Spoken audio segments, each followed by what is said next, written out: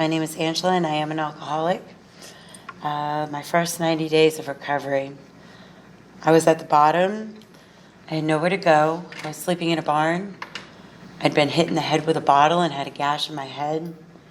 And I vaguely remembered my mom begging me 2 months earlier to please get out of the state I was living in and do something different with my life.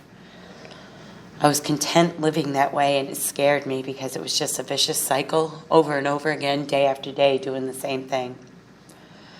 My children were not enough to get me clean and sober, and it scared me because I loved my children with all my heart.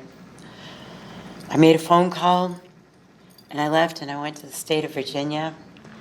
And after 9 days of trying to become human, I went to the Serenity group on the Eastern Shore, and they welcomed me with open arms. I'd been in recovery before, and I thought I knew something, but I didn't know anything.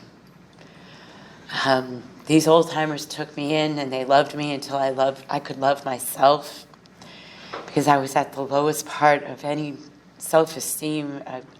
I just cannot explain the depths of how I felt. But I was feeling being sober, and that too scared me. So I just continued on and didn't know what I was doing, and I picked up the phone every day and I called a woman in recovery. I said, please just take me to a meeting. I didn't know where I was. I didn't know anybody in the area. I'd never been to Virginia before. And these women picked me up in the middle of nowhere and took me to meetings all over the Eastern Shore. And I got to meet the most fascinating people, and they welcomed me, and they took me to get-togethers. I went to a Christmas party, and I didn't know anybody there, and I was welcomed, and they fed me, and they took care of me, and then they took me home afterwards, and I can remember it today. And they were all happy, joyous, and free, and I just wanted that so badly.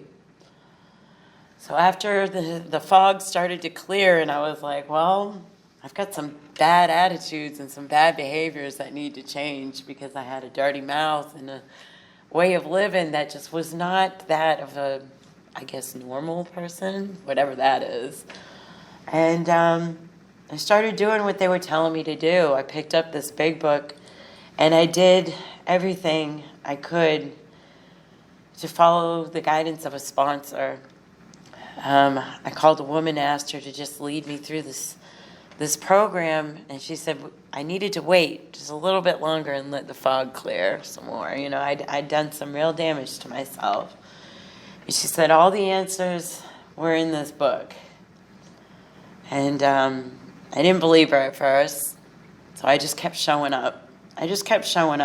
And the opportunity came for me to move to Miami and live in an environment where I would be safe, and I chose to do that. Any lengths, whatever it takes, just keep me sober and keep me safe.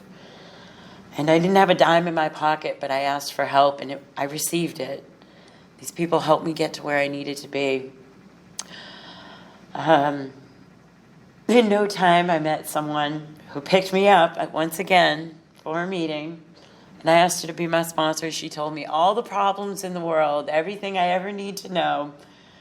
The answers are when I do what's on page 112, those first 3 words.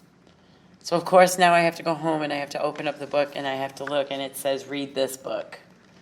And I said, okay, so all the answers to all of my problems, all my worries, all my concerns, I'm going to have the answers when I do what page 112 tells me to do, which is read this book.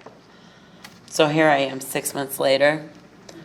I wouldn't say I'm completely happy. I still have my stomping of my feet, but I'm not dragging my butt. I show up to meetings.